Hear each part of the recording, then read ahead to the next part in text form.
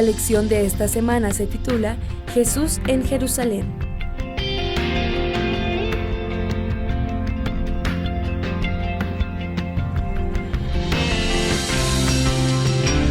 Bienvenidos a nuestro repaso de la lección en nuestro programa Presente 7. Los invito a que al estudiar la lección número 10, que lleva por título Jesús en Jerusalén, nosotros podamos repasar la Escritura.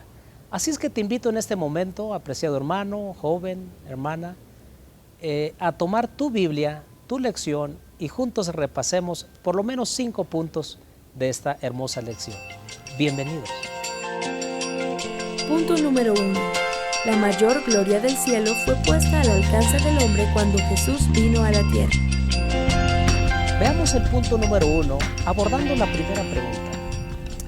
¿Qué debía decirle al pueblo acerca de Jesús la profecía de la entrada triunfal? Bien, si nosotros recordamos, el profeta Zacarías, específicamente en Zacarías 9:9, menciona la forma en la cual el Mesías iba a entrar a Jerusalén.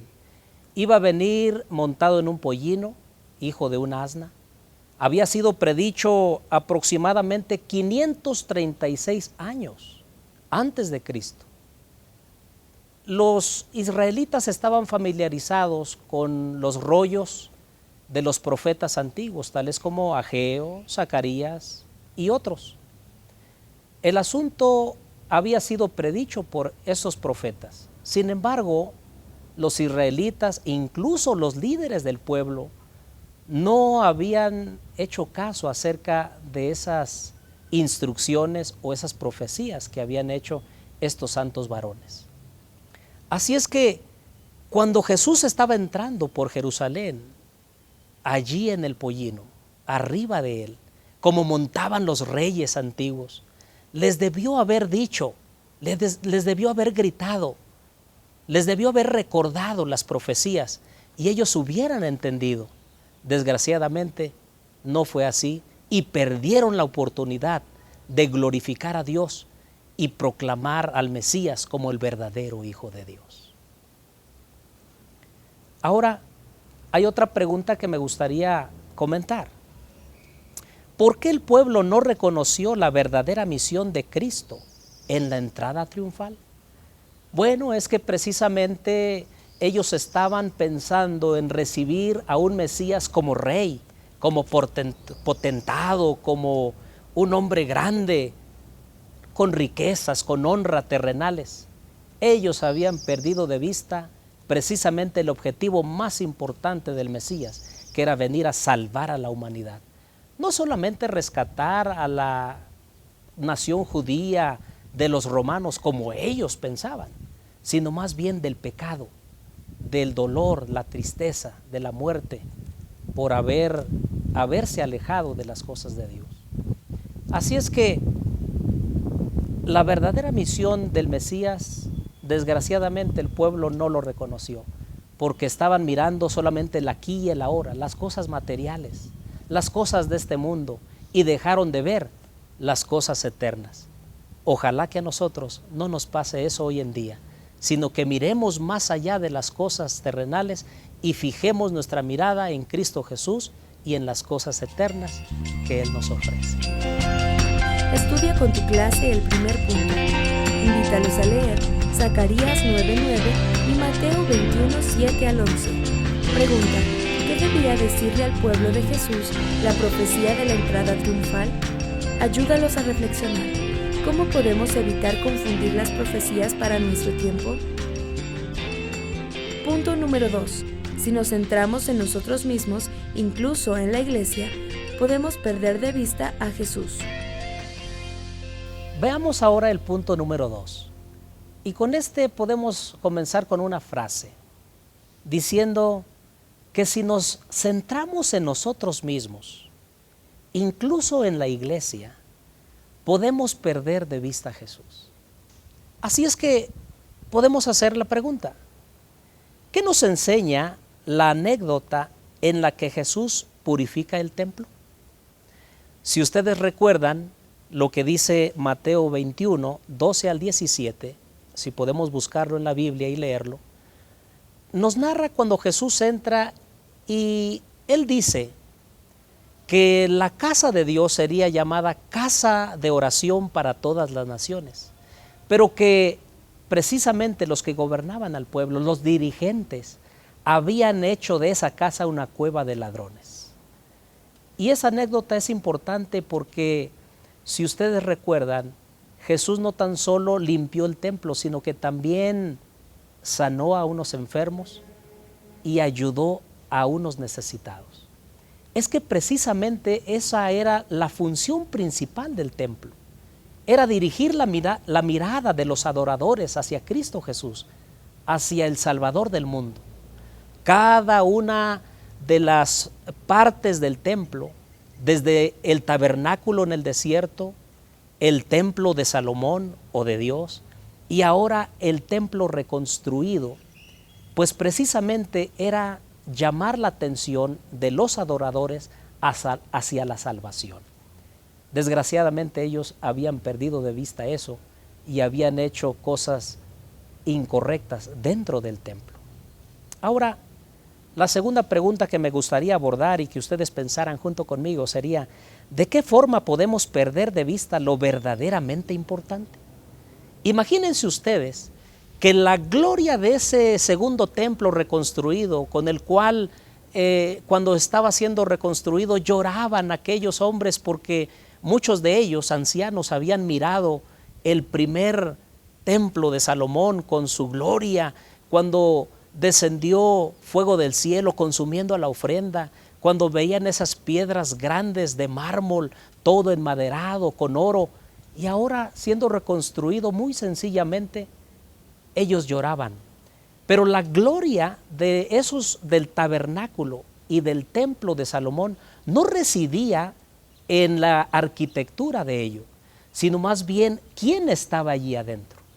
La gloria de este segundo templo reconstruido iba a ser mayor precisamente porque el Mesías, Jesús, estuvo allí limpiando el templo. Lo más importante no son las cosas externas, las materiales, sino quién está allí cuando nosotros adoramos. Por eso es importante que nosotros no perdamos de vista que cuando vamos al templo vamos a adorar a Dios y lo vamos a adorar en la hermosura de su santidad. No vamos para que nos sintamos satisfechos nosotros mismos o alabarnos a nosotros, sino más bien vamos a adorar y alabar al Dios del cielo. Hagámonos una pregunta: cuando voy al templo, para no perder de vista lo más importante, ¿voy para agradarme a mí o voy para agradar al Dios del universo? Estudia con tu clase el segundo punto. Invítalos a leer Mateo 21, 12 al 15. Pregunta: ¿qué nos enseña la anécdota en la que Jesús purifica el templo? Ayúdalos a reflexionar. ¿De qué forma podemos perder de vista lo verdaderamente importante? Punto número 3. Si los seguidores de Cristo no dan fruto, serán juzgados como la higuera. Repasemos juntos el punto número 3. Podemos decir que si los seguidores de Cristo no dan fruto, serán juzgados como la higuera. En Mateo 21, 18 al 22, se narra cuando Jesús había dejado Jerusalén y entonces se dirigía hacia Betania. Yendo en el camino, vio una higuera con hojas, muy frondosa, y pensó que había frutos. Sin embargo, el chasco se lo llevó. Cuando llegó cerca y quiso tomar un fruto, desgraciadamente no había uno. Eso nos ilustra a nosotros como seguidores de Cristo, que el propósito principal de haber sido llamados por Dios al Evangelio es precisamente llevar frutos, no solamente aparentar. Desgraciadamente a veces podemos parecer buenos cristianos, llevar muy buena ropa, incluso alardear que tenemos la verdad, pero si ella no es entronizada en nuestro corazón y no nos transforma, si no llevamos fruto para la gloria de Dios, entonces podemos sufrir las mismas consecuencias que sufrió esa higuera. Metafóricamente, la higuera realmente representaba al sacerdocio de ese tiempo, porque representaba promesas, representaba cosas que podía realizar el sacerdocio en favor del pecador. Sin embargo, los sacerdotes habían fallado en el cumplimiento de su deber, de su llamado. Hoy también nosotros, quizá, si no estamos atentos al llamado de Dios, a lo que Dios nos ha puesto en nuestros hombros de llevar este evangelio, pudiéramos también fallar, al igual que el sacerdocio de ese tiempo. Crear falsas expectativas de que otras personas nos puedan mirar nuestro ejemplo, nuestra dedicación hacia las cosas sagradas y solamente ser una figura, una pantalla, una fachada. No vaya a ser que nosotros estemos haciendo lo mismo que los sacerdotes en el antaño. La segunda pregunta que podemos ver es que en base a esto, ¿por qué el castigo a un seguidor de Cristo que no da frutos es drástico como el de la higuera? Precisamente cuando Jesús maldijo la higuera y se secó, los discípulos que estaban a su lado se sorprendieron. Nunca habían visto al maestro pronunciando una maldición. A él siempre lo habían visto sanar, lo habían visto aproximarse a las personas con amabilidad, con amor genuino, pero ahora pronunciar una maldición, qué tremendo. El seguidor de Jesús que no cumple con su labor, con su objetivo y su misión en esta tierra, también podrá sufrir esa consecuencia por no llevar fruto para la gloria de Dios. Estudia con tu clase el tercer punto. Invítalos a leer Marcos 11:17. Pregunta: ¿cuál ha sido siempre el propósito de Dios para sus seguidores? Ayúdalos a reflexionar. ¿Por qué el castigo a un seguidor de Cristo que no da frutos es drástico como el de la higuera? Punto número 4.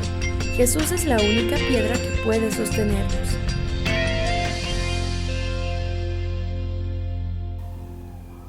Vamos con el punto número 4. Podemos decir en una frase que Jesús es la única roca que puede sostenernos. Es así como podemos abordar este punto número 4 con una pregunta.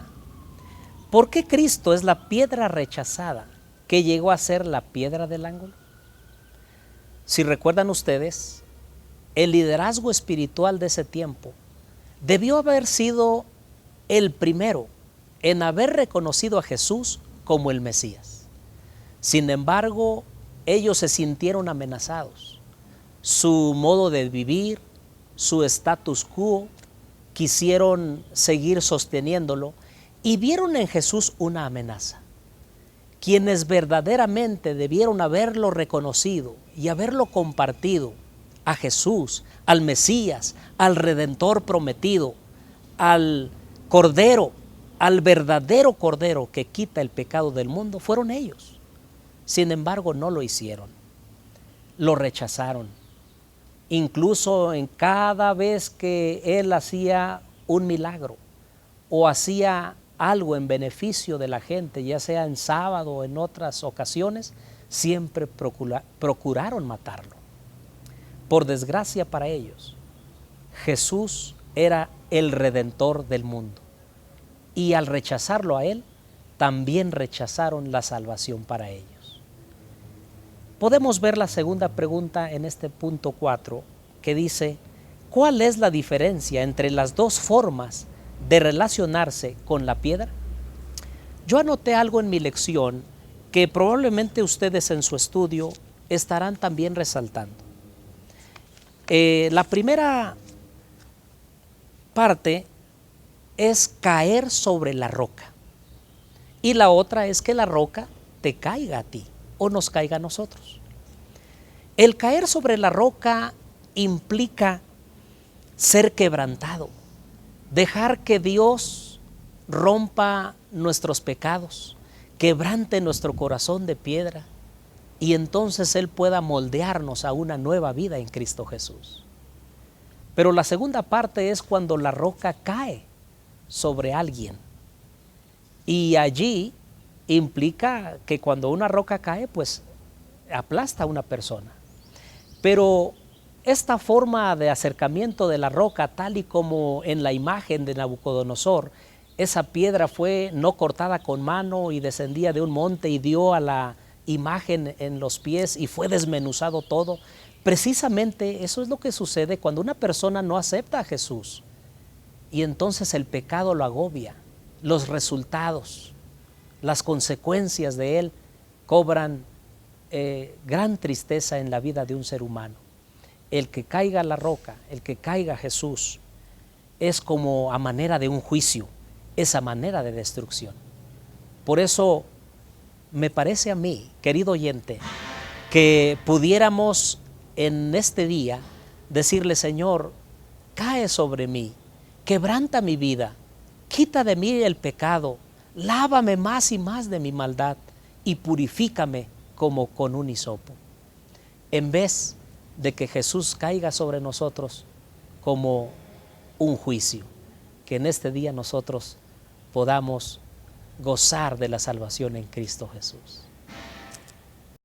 Presente 7 te pregunta: como creyentes, ¿qué obstáculos tenemos que impiden la entrada de Cristo a nuestros corazones?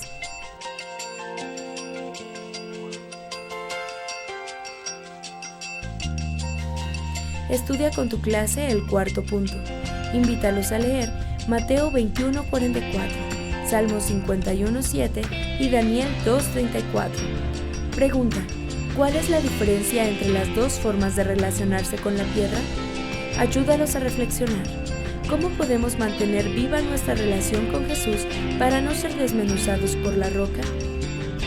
Punto número 5. Por gracia somos salvos por medio de la fe, y no es don de nosotros, es un regalo gratuito de nuestro Dios. Y entonces abordaríamos la primera pregunta: ¿qué nos dice del pecado la respuesta de los primeros invitados a las bodas? Si ustedes recuerdan, se llevaron las invitaciones a la gente que había sido escogida.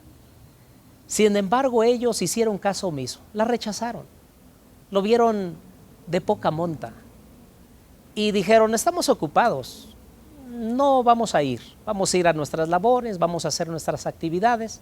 Y entonces rechazaron esa invitación tan importante a las bodas de ese rey.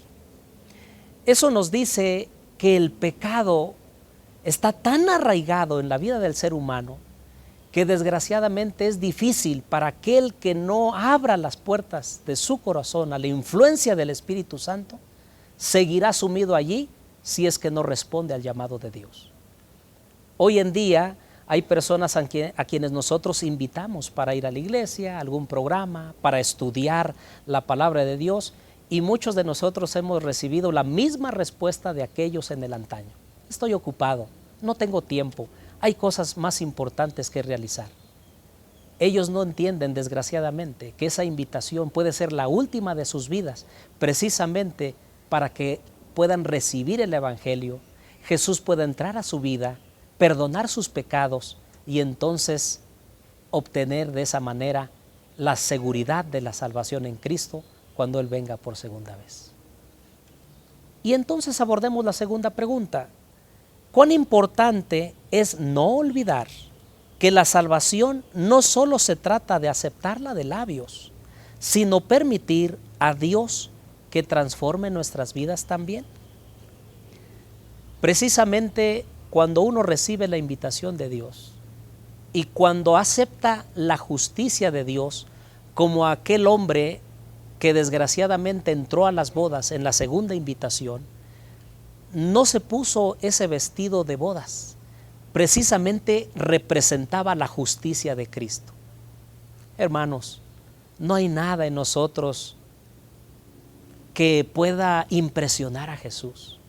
No hay nada en el ser humano, no hay nada en nosotros como cristianos que pueda ser como algo para atraer la bendición de Dios o siquiera limpiarnos por nosotros mismos nuestros pecados. No, al contrario, Jesús ha hecho todo por nosotros. Ese vestido de bodas, ese representa la justicia de Cristo. Él ha hecho todo para salvarnos. Nosotros la única parte que debemos realizar, y es muy importante, es aceptar la justicia de Dios y permitir que Él haga cambios en nuestra propia vida. Nuestra vida quizá llena de pecado y de maldad pueda ser transformada a una nueva vida. Quizá una persona que está sumida en el pecado, en la bebida, en el cigarrillo, en las drogas, en la prostitución, en la mentira. El Evangelio de Cristo, la justicia de Cristo, hace en nosotros precisamente una transformación. Permitamos que el Señor nos transforme y que esta lección, al repasarla, al estudiarla, pueda ser un llamado para que Dios haga en nosotros lo que nosotros no podemos hacer por nosotros mismos. Apreciados hermanos, queridos, presentes en este programa Presente 7, quiero decirles que hemos llegado al final de nuestra lección. Ha sido un gusto participar en este repaso. Los invito a que cada día nosotros podamos tomar las Escrituras y podamos estudiar con ellas. Podamos pedirle al Espíritu Santo que nos guíe a toda verdad. Y cuando nosotros entendamos el Evangelio día tras día, el Señor vaya transformando nuestros caracteres. Que Dios los bendiga en este día y en esta semana. Es mi deseo.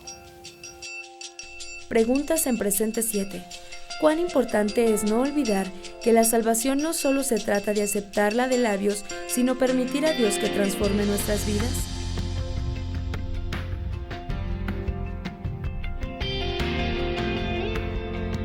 Estudia con tu clase el quinto punto.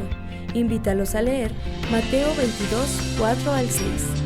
Pregunta: ¿qué nos dice del pecado la respuesta de los primeros invitados a las bodas?